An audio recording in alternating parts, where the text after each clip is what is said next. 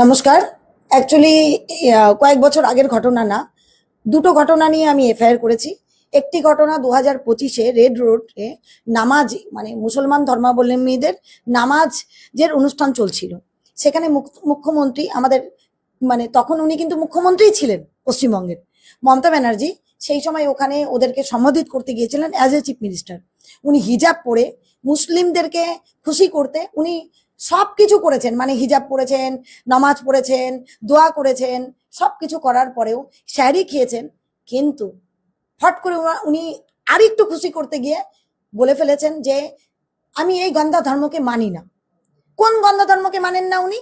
হিন্দু ধর্মকে, যেই ধর্মকে পুরো বিশ্ব আইডিওলজি হিসাবে দেখে, যেই ধর্মকে অন্যান্য মানে দেশরা কনভার্টেড হয়ে যাচ্ছে, যেই ধর্মের নিয়ে হাজার রকম বুকস আছে, যেই ধর্ম নিয়ে বড় বড় গুণী জ্ঞানী ব্যক্তিরা মানে ধর্মকে নিয়ে চর্চা করেছেন, সেই ধর্ম, যেই ধর্মকে বলতে গেলে মুনি ঋষিদের রেফারেন্স দিতে হয়, সেই ধর্মকে উনি মানেন না, আর ওটা গন্ধা ধর্ম।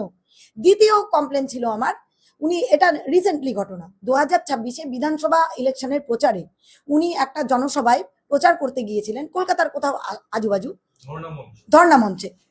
সেখানে উনি বলছেন আমি আছি বলেই না একটা বিশেষ কমিউনিটি না তোমাদের ঘিরে ধরছে না, তোমাদের 12টা থেকে 13টা বাজিয়ে দিচ্ছে না। কোন কমিউনিটি ঘিরে ধরছে না? কাদের ঘিরে ধরছে না?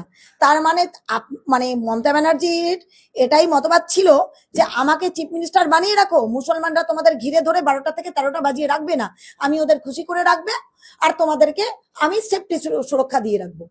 উনি কি মুখ্যমন্ত্রী সেই সময় ছিলেন শুধুমাত্র মুসলমানদের ভোটেই, নাকি হিন্দুদেরও? উনি কি মুসলমান কি হিন্দু? যখন একজন কোনো সাংবিধানিক পদে থাকে তখন সে কাস্ট, কালচার, কালার কিছু দেখে না। উনি কিন্তু, উনার দেখা উচিত না, উনি মুসলমানেরও মুখ্যমন্ত্রী ছিলেন, হিন্দুদেরও। উনার ভোট মুসলমানদের থেকেও পেতে হবে, হিন্দুদের থেকেও পেতে হবে। তাহলে একটা ধর্ণা মঞ্চে উনি ইলেকশন প্রচারে গিয়ে একটা কমিউনিটিকে খুশি করতে আরেকটা কমিউনিটিকে ধমকি দিচ্ছে, ভোটারদের ধমকাচ্ছে, চমকাচ্ছে। এটা কি সাংবিধানিক পদের গরিমাকে অক্ষুণ্ণ রাখার স্টান্ট ছিল ওনার?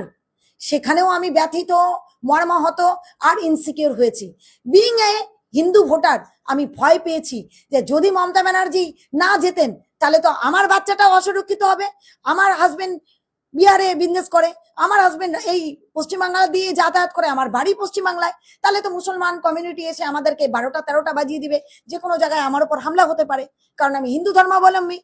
আমি মমতা ব্যানার্জির এই কথাকে সমর্থন করি না, ওপেন প্রোটেস্ট করি, তাহলে তো আমি অসুরক্ষিত।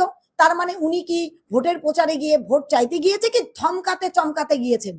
এই জন্য দুটো জিনিসে মর্মাহত, ব্যথিত, ইনসিকিউর, অপমানিত হয়ে আমি প্রধাননগর থানায় এই অভিযোগটা করতে গিয়ে ওখান থেকে আমি, যে আইসি আছে পিডি সরকার বাবু, যিনি তৃণমূলের ঊর্ধ্বধারী গুন্ডা, যিনি এফআইআর কোনোদিনই নেননি তৃণমূল সরকার চলাকালীন, কোনো নেতা মন্ত্রী, ইভেন একটা সহকর্মী সহযোদ্ধার এগেনস্টে, আমি ওখান থেকে রিজেক্ট হয়ে ফিরে শিলিগুড়ি সাইবার ব্রাঞ্চ, যেটা ওমেন্স পিএস এর পেছনে আছে, ওখানে এফআইআর করি।